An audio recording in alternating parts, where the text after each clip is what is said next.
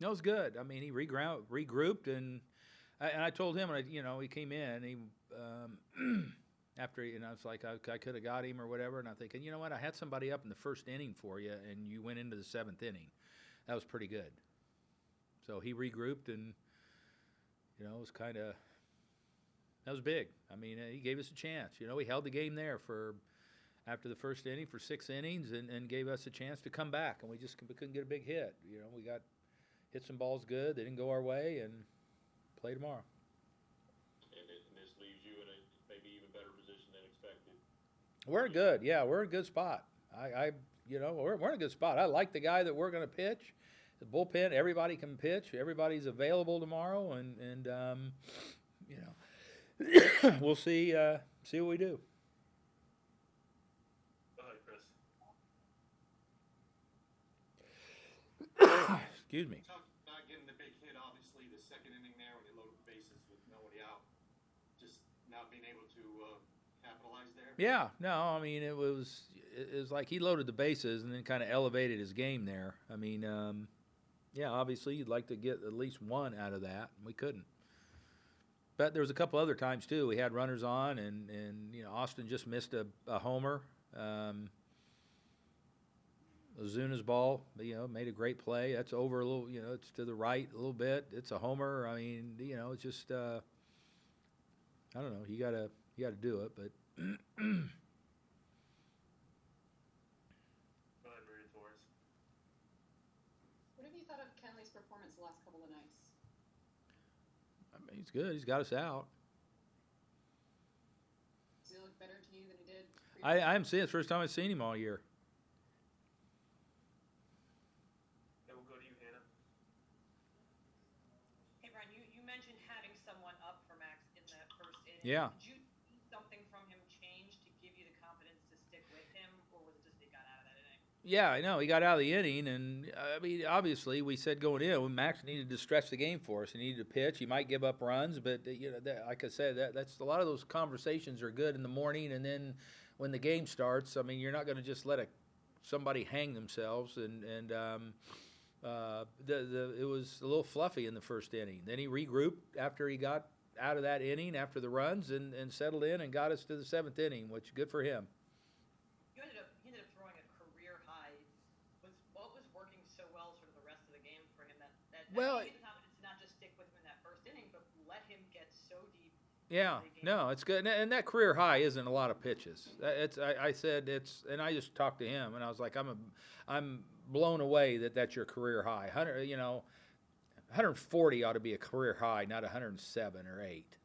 I mean, it's in the industry where it's like bells and whistles go off at 100 pitches now, and guys like Max got locked in today. He probably could have thrown all afternoon. He probably could have thrown 200 pitches once he got his rhythm and and everything rolling.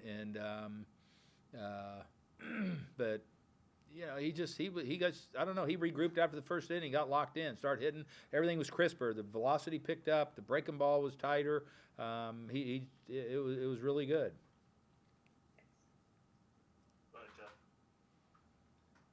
Yeah, Brian, you referred to this a little bit, but you've actually had a number of situations in the last two games with runners in scoring position, and you haven't been able to come through. Is that Dodger pitchers just making good pitches, or are you guys just not taking advantage of it?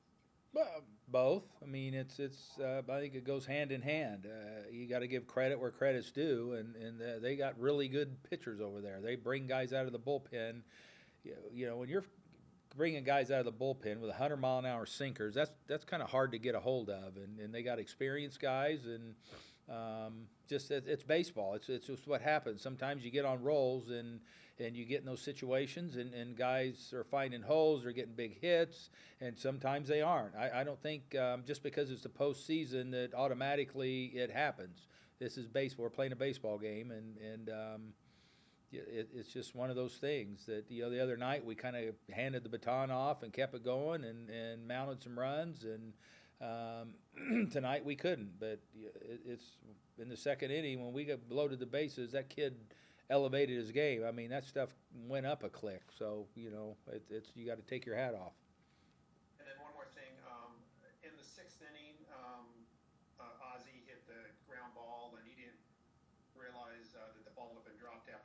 Yeah. Did anybody on the field yell at Ozzie? No, it doesn't matter. You couldn't. If anybody yelled in the field, they wouldn't have heard him with all the noise going on in there. I guarantee you, he felt a tag and thought he was tagged out. He had no inclination that the ball popped out, and he thought he was out. Thanks. Go ahead, Alex. Thanks, Nick. Game 7 tomorrow. Just kind of what's your message to the guys? No, they know. I don't have to have a message. They know what we're doing. They're very aware that this is Game 7, and shoot, we'll go out there and let her fly. We're going to play. You know, Game 7 is another baseball game. You can't treat it's not 4th and 1 and let me get the first down. It's a baseball game, and you have to treat it as such. And it's Game 7. It's going to be fun. We like how we're stacked up. We like who's pitching. I think the guys will be excited, and it's going to be a fun time to play in it. Go ahead, Jeff.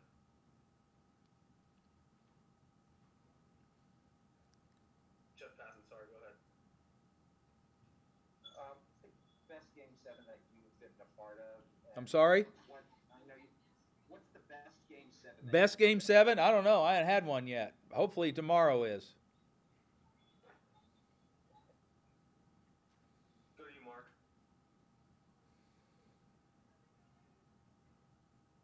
Sorry, Mark, I think you're muted.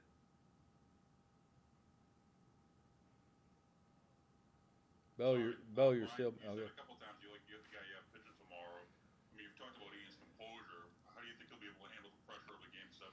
I'm hoping he can. I don't. You know, how do I think? I think he will. I think he'll handle it great. And why do you feel that way? I'm sorry? Why do you feel that way? Because of just the experience that I've had with this kid for the last two months, and he wouldn't lead me to believe any other way.